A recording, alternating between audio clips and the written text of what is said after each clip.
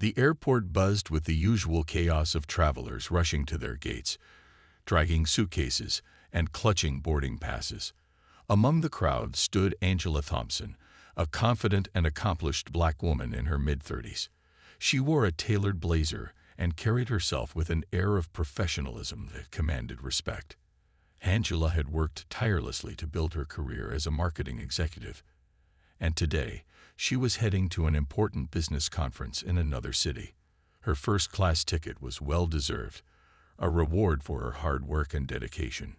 As Angela settled into her seat near the gate, sipping coffee and reviewing notes on her tablet, she noticed a commotion brewing nearby. A tall, blonde woman in designer sunglasses and a designer handbag was pacing back and forth, muttering under her breath. This was Karen Wilson, a woman whose sense of entitlement often overshadowed her manners. Karen had been looking forward to lounging in first class during the flight, but was dismayed when she discovered her ticket placed her firmly in economy seating. Karen's frustration grew as she scanned the area, her eyes landing on Angela. To Karen, it seemed impossible that someone like Angela, a black woman, could occupy a space meant for people she deemed more important. Without giving it much thought, Karen marched over to Angela, her heels clicking loudly against the tile floor. Passengers around them paused, sensing the tension building in the air. "Excuse me," Karen said sharply, interrupting Angela's focus. Angela looked up calmly, meeting Karen's gaze with a polite smile.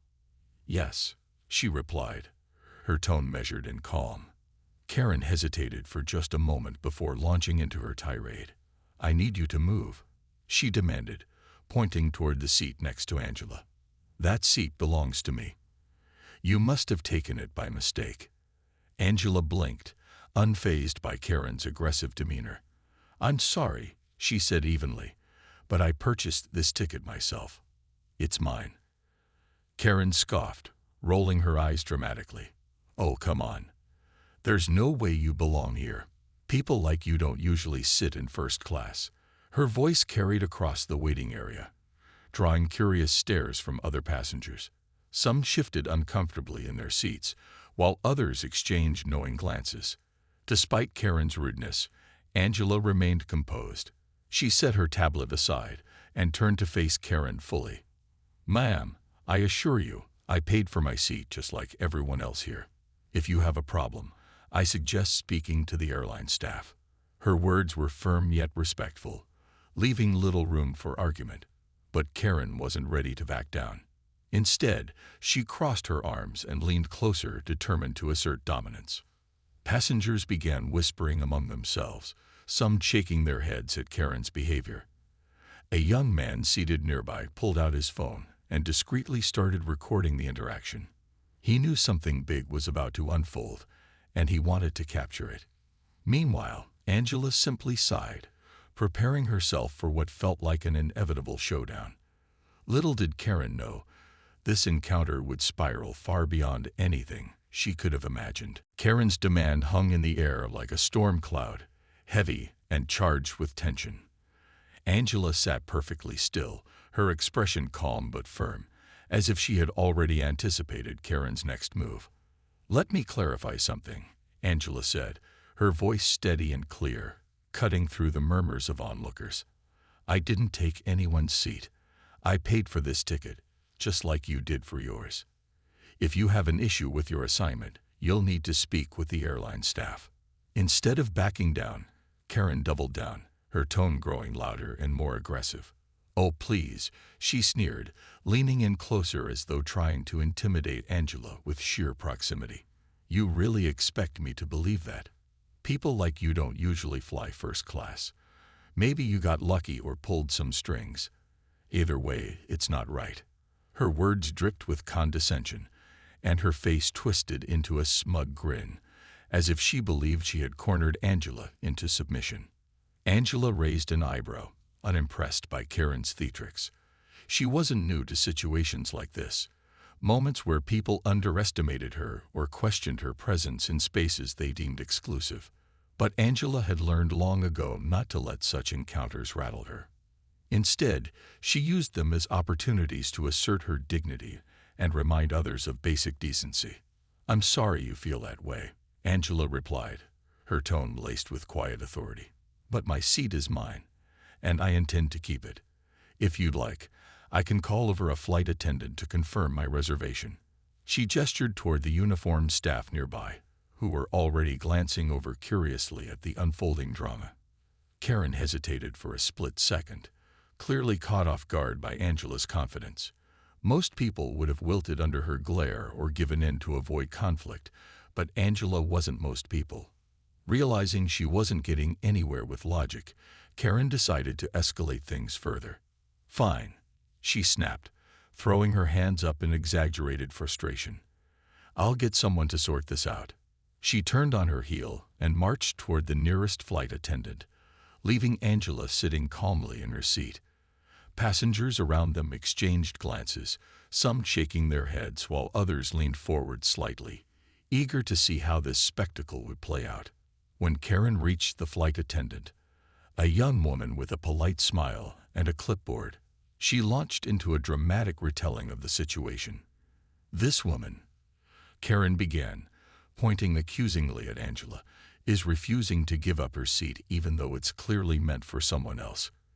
Can you check her ticket? I think there's been a mistake." The flight attendant nodded patiently, unfazed by Karen's theatrics. She had likely dealt with entitled passengers before and knew better than to jump to conclusions. The flight attendant approached Angela with a warm smile. "Ma'am, may I see your boarding pass?" she asked politely. Angela handed it over without hesitation, watching as the attendant scanned it quickly. After a moment, the attendant looked up and addressed both women. "Miss Thompson's ticket is valid," she explained calmly. "She is assigned to first class. There doesn't appear to be any error." Karen's jaw dropped, her face flushing red with embarrassment. "That can't be right," she exclaimed, her voice rising again. "Are you sure? Double-check it." The flight attendant maintained her composure, repeating firmly, "I assure you, everything is correct. Miss Thompson belongs here." By now, the scene had drawn a small crowd of onlookers.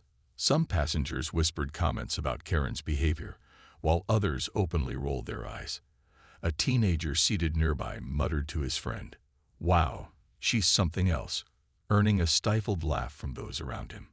Even airport security officers stationed nearby glanced over, ready to intervene if necessary. Karen, realizing she was losing ground, tried one last desperate tactic. Well, maybe she bribed someone. She blurted out, her voice tinged with desperation. Or maybe she hacked the system. This isn't fair. Her accusations grew wilder with each word, drawing more stares and stifled laughter from the audience. Angela simply shook her head, choosing not to engage further. She knew that sometimes ignorance spoke louder than reason, and Karen's words were speaking volumes. As the confrontation dragged on, a few passengers pulled out their phones to record the exchange. They sensed this wouldn't end quietly, and they were right. What Karen didn't realize was that her tantrum was about to collide with forces far beyond her control. Unbeknownst to her, the man walking briskly toward the gate was none other than Marcus Thompson, Angela's husband, and the owner of the airline itself. As Karen continued her tirade, oblivious to the growing audience and the rising tension, a tall, well-dressed man approached the scene. His polished leather shoes clicked against the airport floor as he moved with purpose. This was Marcus Thompson, Angela's husband, and the owner of the airline. He had been alerted to the situation by one of his employees who recognized the escalating drama involving his wife. Marcus wasn't someone accustomed to making public appearances at gates, but when he heard about what was happening, he knew he needed to step in personally. Karen, still fuming and refusing to back down, didn't notice Marcus at first. She was too busy lecturing the flight attendant, insisting that there must be some kind of mistake or favoritism involved. Her voice carried across the waiting area, drawing even more attention from passengers. Some recorded the spectacle on their phones, while others whispered among themselves, shaking their heads at Karen's behavior. A few people openly chuckled, finding her increasingly unhinged accusations both absurd and entertaining. Marcus paused for a moment, observing the scene quietly before stepping forward. His presence commanded immediate respect. His tailored suit, confident posture, and calm demeanor set him apart from the chaos unfolding around him. When he finally spoke, his deep, measured voice cut through the noise like a knife. "Is there a problem here?" he asked, addressing the group without singling anyone out. The flight attendant turned to him instantly, recognizing her boss. "Mr. Thompson," she said, relief evident in her tone. "I was just explaining to this passenger that Miss Thompson's ticket is valid, and there's no issue with her seating assignment." Marcus nodded slowly, his sharp eyes scanning the scene. He glanced at Angela first, who gave him a subtle smile, silently communicating that she was fine but amused by the absurdity of it all. Then his gaze shifted to Karen, whose face was now flushed with frustration and embarrassment. Karen froze mid-sentence, suddenly aware of the new arrival. At first, she assumed he was just another airline employee sent to deal with her complaints. But as Marcus introduced himself, "I'm Marcus Thompson, the CEO of this airline," her expression changed dramatically. Her mouth dropped open, and her eyes widened in shock. For a brief moment, she looked like she'd been caught stealing cookies from a jar, realizing she had unknowingly insulted the wife of the airline's owner. And worse, made a fool of herself in front of him. Karen stammered, struggling to recover. "Oh, Mr. Thompson," she began, her earlier bravado crumbling under the weight of her mistake. I didn't realize. I was just trying to clarify." Her words trailed off into awkward silence as she frantically searched for a way to salvage the situation. Marcus, ever composed, raised a hand to stop her rambling. "Ma'am," he said firmly but politely, "let me assure you that our seating assignments are handled fairly and professionally. My wife has every right to occupy her seat, just as you have yours. If there's an issue with your reservation, we can certainly look into alternative options, but disrupting other passengers isn't helpful." Passengers nearby couldn't help but smirk at Karen's predicament. One elderly woman leaned over to her companion and whispered, "Looks like she picked the wrong person to mess with." Another traveler muttered under his breath, "Classic Karen move, always biting off more than she can chew." The energy in the room shifted entirely. What had started as an uncomfortable confrontation was now bordering on comedic entertainment. Karen, humiliated and cornered, tried one last attempt at saving face. "Well, of course, I wouldn't want to cause trouble," she said, forcing a nervous laugh. "It's just, these things happen sometimes, right? No harm done." Her fake smile wavered as she glanced around, noticing the sea of judgmental stares aimed in her direction. Even the flight attendants exchanged amused glances, clearly unimpressed by her sudden change of heart. Marcus, however, wasn't interested in prolonging the spectacle. With a final nod to the flight attendant, he addressed the crowd briefly. "Thank you all for your patience," he said smoothly. "We apologize for any inconvenience caused, but rest assured, everything is in order." His words carried authority, leaving no room for further argument. Sensing the matter was closed, passengers returned to their seats, buzzing with excitement over what they had just witnessed. For Karen, there was no escaping the reality of her blunder. As she slunk back to her original seat in economy class, her cheeks burned with shame. She avoided eye contact with everyone, acutely aware that dozens of strangers now viewed her as the foolish antagonist of the day. Meanwhile, Angela watched the entire exchange unfold with quiet. With Karen retreating to her economy seat in humiliation, Marcus turned his attention back to Angela. The couple exchanged a brief but meaningful glance. Angela's eyes sparkled with quiet amusement, while Marcus's expression softened with pride and protectiveness. Despite the absurdity of the situation, neither of them wanted to dwell on Karen's behavior for too long. They had more important things to focus on, like ensuring their passengers felt safe and respected during their journey. Marcus addressed the crowd once again, his tone warm and reassuring. "Thank you all for your understanding," he said, gesturing toward the gathered passengers. "Incidents like this are rare, but when they do occur, we take them very seriously. Our goal is always to provide a comfortable and respectful experience for everyone on board." His words carried weight, not just because he was the CEO, but because they came from a place of genuine sincerity. Passengers nodded approvingly, appreciating his professionalism and calm demeanor. As Marcus wrapped up his remarks, a ripple of applause broke out among the travelers. Some clapped enthusiastically, while others offered polite nods or smiles. It wasn't every day that someone stood up so decisively against rudeness and entitlement, and did it with such grace. A young woman seated nearby leaned over to her companion and whispered, "That guy's my hero right now. I wish all CEOs were like him." Her comment elicited chuckles from those around her, lightening the mood after the tense encounter. Karen, meanwhile, sat slumped in her economy seat, trying desperately to disappear into the upholstery. She kept her head down, avoiding eye contact with anyone who passed by. Every laugh or murmur from nearby passengers felt like a dagger aimed directly at her ego. She couldn't shake the feeling that everyone knew exactly what had happened, and worse, that they were likely sharing videos of her meltdown online. Her phone buzzed incessantly in her bag, but she didn't dare check it, fearing an onslaught of notifications about her newfound infamy. Back at the gate, Marcus took a moment to speak privately with Angela. Though he maintained a professional front in public, his concern for his wife was evident. "Are you okay?" he asked softly, placing a hand on her shoulder. Angela smiled, squeezing his hand gently. "I'm fine," she replied. "Honestly, I've dealt with worse. But thank you for stepping in. It meant a lot." Marcus nodded, his jaw tightening slightly as he thought about how unnecessary the entire confrontation had been. "No one should have to put up with that kind of nonsense," he said firmly. "Especially not you." Their brief conversation ended as boarding began. Passengers filed onto the plane, chatting animatedly about what had just transpired. Many stopped to express their support for Angela, offering kind words or simply thanking her for handling the situation with such poise. One elderly man patted her arm and said, "You handled yourself beautifully, young lady. Don't let anyone make you doubt your worth."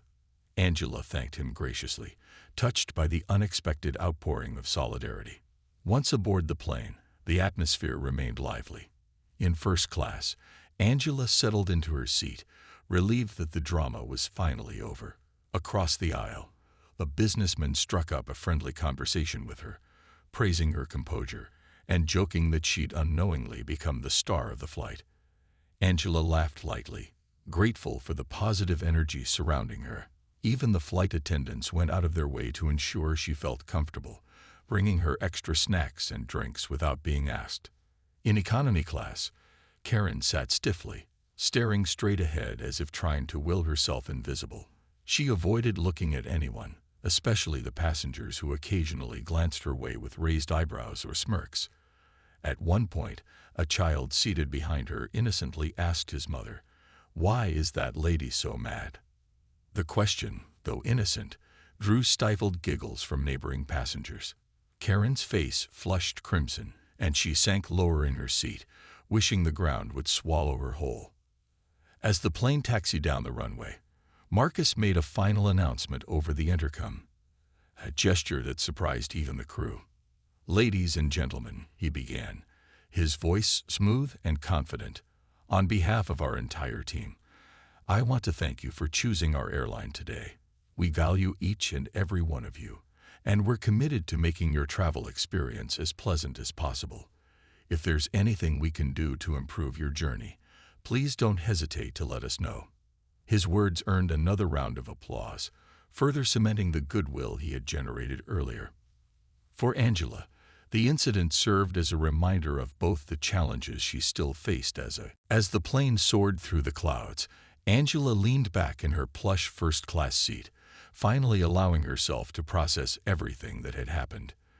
The adrenaline from the earlier confrontation was fading, replaced by a mix of emotions, frustration, exhaustion, but also a quiet sense of triumph.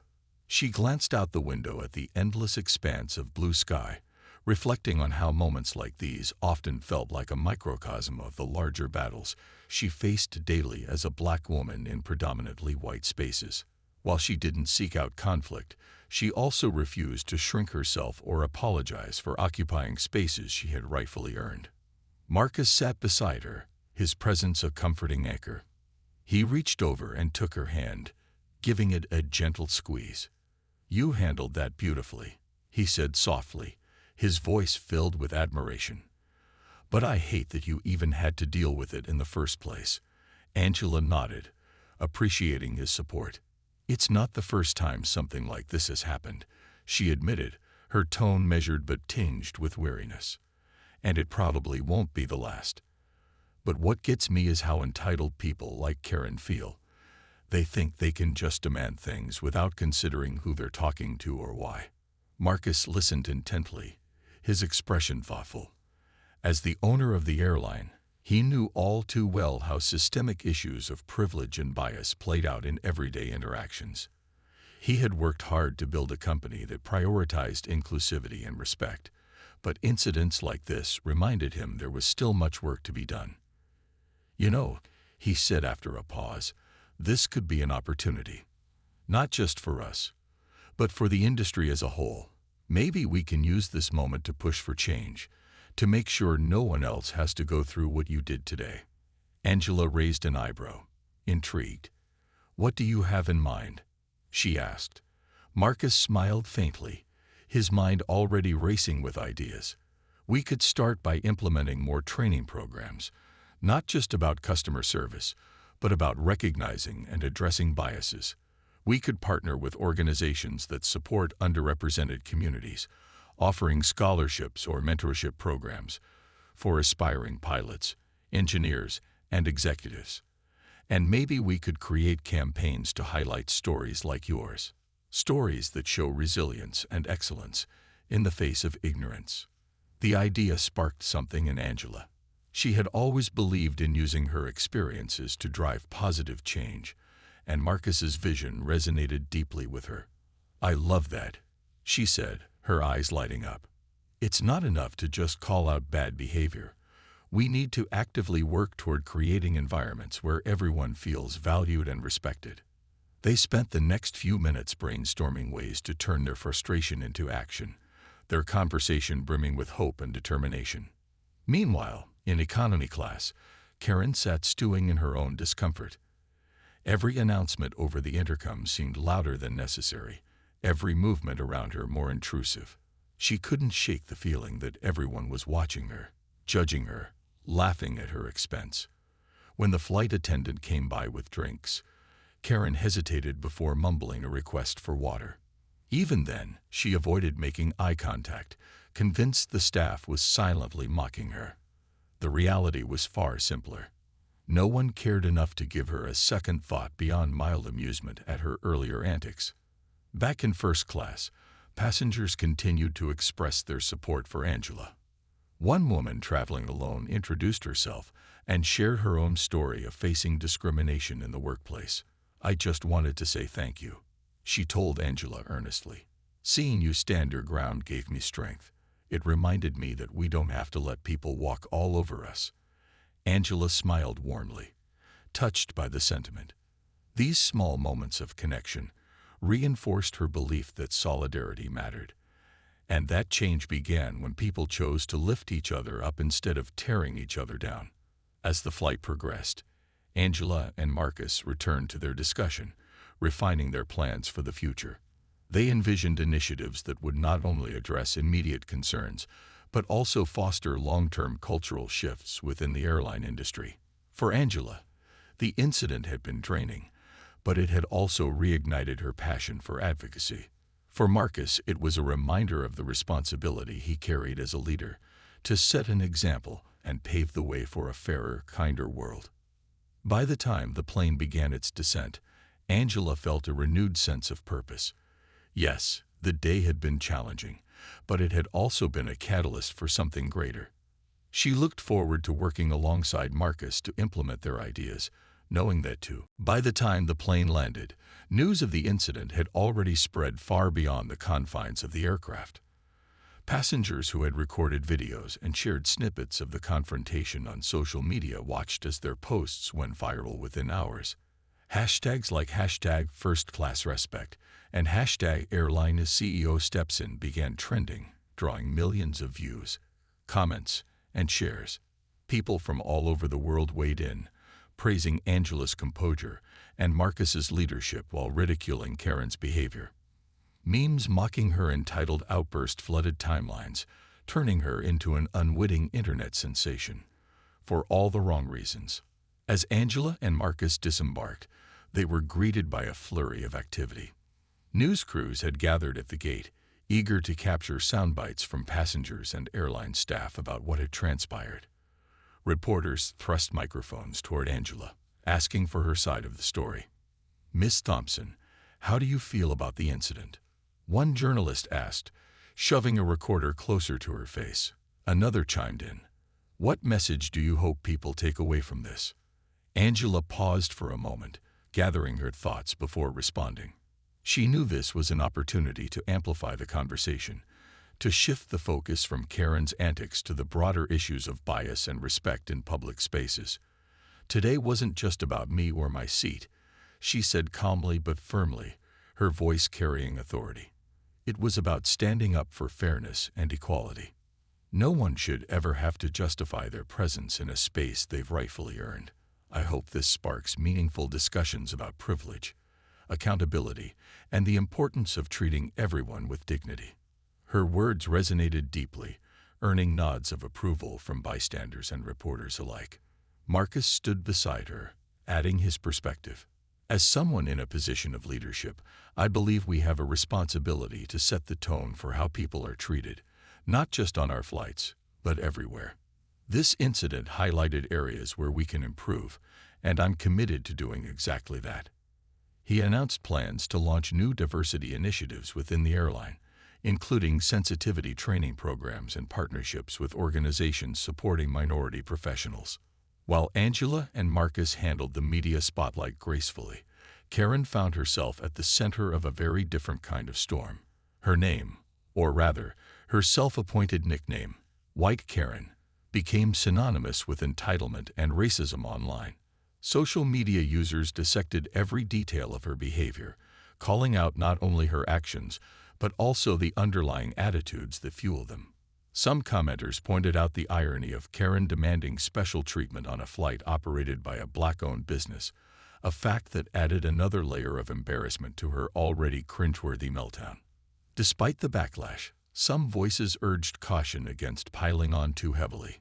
Commentators noted that while Karen's behavior was unacceptable, it was crucial to address the systemic biases that shaped such attitudes rather than simply vilifying individuals. These nuanced takes helped steer the conversation toward constructive solutions, emphasizing education and empathy over shame and ridicule. For Angela, the whirlwind of attention brought both challenges and opportunities. On one hand, she appreciated the widespread support and the chance to highlight important issues. On the other hand, she didn't want to be defined solely by the incident. "I'm more than this moment," she told Marcus later that evening as they reviewed the day's events. "Yes, it happened, and yes, it matters. But I don't want people to forget that I'm here because of my hard work and achievements, not because of someone else's ignorance." Marcus nodded, understanding completely. "You're right," he said, "and that's why we need to keep pushing forward, so that stories like yours inspire change without overshadowing everything else you've accomplished." Together, they drafted statements for the airline's official channels, emphasizing their commitment to inclusivity, while thanking customers for their patience and understanding during the unexpected drama. By the end of the day, the incident had transformed into something bigger than anyone could have anticipated. It wasn't just a story about a rude passenger. It was a catalyst for conversations about race, class, and respect in modern society. For Angela and Marcus, it reinforced their belief in using their platform to drive positive change. And for countless others watching from afar, it served as a powerful reminder that resilience, integrity, and solidarity could turn even the most uncomfortable situations into opportunities for growth. In the days following the flight, the story dominated headlines and social media feeds. News outlets dissected every detail of the confrontation, framing it as a stark example of privilege clashing with progress. Angela's calm demeanor and Marcus's decisive intervention became symbols of grace under pressure, while Karen's behavior was held up as a textbook case of entitlement gone awry. The viral videos sparked heated debates across platforms, with users sharing their own experiences of discrimination and bias in public spaces. For Angela, the attention was overwhelming, but not entirely unexpected. Friends, colleagues, and even strangers reached out to express admiration for how she handled herself during the incident. "You've inspired so many people." One message read, "Thank you for standing tall when others might have backed down." While the support was heartwarming, Angela couldn't help but feel conflicted. She hadn't asked for this spotlight, and she worried that the narrative might overshadow her professional achievements. Still, she recognized the value of using her platform to drive meaningful conversations about race and respect. Marcus, true to his word, wasted no time implementing changes within the airline. He announced a series of initiatives aimed at fostering inclusivity and equity, starting with mandatory sensitivity training for all employees. The program would focus on recognizing unconscious biases and addressing discriminatory behaviors in customer interactions. Additionally, he unveiled plans to partner with organizations supporting minority entrepreneurs and professionals, offering grants and mentorship opportunities to help diversify leadership roles in the aviation industry. "We're not just an airline," Marcus stated in a press release. "We're a community, and communities thrive when everyone feels seen, heard, and valued. This is our chance to lead by example, to show the world what accountability and compassion look like in action." The response was overwhelmingly positive. Customers praised the airline for taking a stand, with many vowing to remain loyal to the brand. Social media lit up with messages of gratitude, praising Marcus and Angela for turning a negative experience into an opportunity for growth. Even some critics of the airline softened their stance, acknowledging the proactive steps being taken to address systemic issues. Meanwhile, Karen found herself increasingly isolated. Her attempts to defend her actions online backfired spectacularly, drawing more ridicule than sympathy. In one ill-advised post, she claimed she had been misunderstood and accused the public of exaggerating her words. Instead of garnering support, the post only fueled further backlash. Memes mocking her continued to circulate, and hashtags like #KarenGate trended for days. Eventually, she deleted her social media accounts altogether, retreating from the public eye. Despite the chaos surrounding her, Karen's story served as a cautionary tale about the consequences of unchecked privilege and prejudice. Commentators noted that her behavior reflected broader societal issues that required collective effort to dismantle. Some pointed out that Karen wasn't inherently evil. She was simply a product of environments that failed to teach empathy and accountability. While this didn't excuse her actions, it highlighted the importance of education and dialogue in preventing similar incidents in the future. As the dust began to settle, Angela and Marcus reflected on the impact of the past week. They were grateful for the outpouring of support, but knew the work was far from over. Change wouldn't happen overnight, but they were committed to staying the course. For Angela, the experience reinforced her belief in resilience, that no matter how challenging the circumstances, dignity and integrity could never be taken away. For Marcus, it solidified his role as a leader who prioritized humanity over profit. Together, they turned their focus toward the future, determined to build a legacy of fairness and inclusion. And though the incident had been uncomfortable and exhausting, it ultimately brought them closer, not just as partners, but as advocates for a better, kinder world. As Angela often reminded herself, progress isn't always easy, but it's always worth it. The weeks following the incident brought a wave of transformation, not just for Angela and Marcus, but for the airline and its passengers as well. The initiatives Marcus announced began taking shape, turning what could have been a fleeting moment of attention into a lasting movement toward inclusivity. Sensitivity training sessions were rolled out across all departments, with workshops designed to foster empathy and understanding among employees.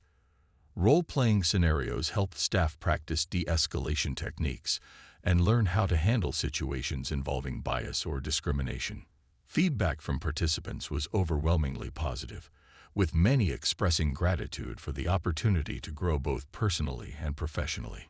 Angela became the face of the airline's new campaign, Every Seat Belongs, which celebrated diversity and highlighted stories of underrepresented travelers who had overcome obstacles to succeed in their fields.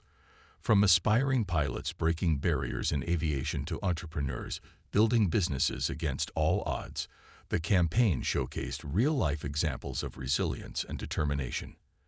Angela herself shared her journey, emphasizing that success wasn't just about personal achievement, it was also about creating space for others to thrive.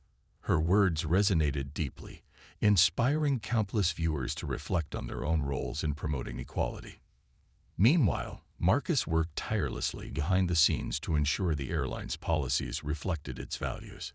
He introduced discounted travel programs for students from marginalized communities pursuing careers in STEM-related fields, giving them access to internships and conferences they might otherwise have missed. Partnerships with minority-owned businesses led to collaborations on in-flight amenities, from artisanal snacks crafted by local makers to curated playlists featuring musicians from diverse backgrounds. These efforts weren't just about optics, they were tangible steps toward leveling the playing field. For Karen, life after the incident was quieter, but no less challenging. Though she avoided public appearances, whispers of her behavior followed her wherever she went. Friends distanced themselves, uncomfortable with being associated with someone labeled as that woman online. Even mundane errands, a trip to the grocery store or a visit to the bank, felt like minefields as strangers occasionally recognized her and stared. Over time, however, Karen began to see glimpses of accountability. A neighbor invited her to a community discussion on privilege, where she listened more than she spoke. It wasn't redemption, but it was a start.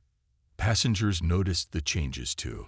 Flyers praised the airline for its renewed focus on respect and inclusion, often sharing glowing reviews online. One frequent traveler wrote, "I've never felt so welcomed on a flight before. It's clear this company cares about its customers, not just as numbers, but as people."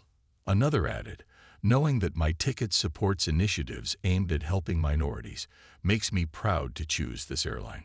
As months passed, Angela and Marcus looked back on the incident with mixed emotions. While they wouldn't wish such an experience on anyone, they couldn't deny the positive ripple effects it had created. Their marriage grew stronger through shared purpose, and their commitment to advocacy deepened. They knew there would always be challenges ahead, moments when progress felt slow or setbacks seemed insurmountable, but they faced them together, armed with hope and perseverance. One evening, as they sat side by side watching the sunset, Marcus turned to Angela and smiled.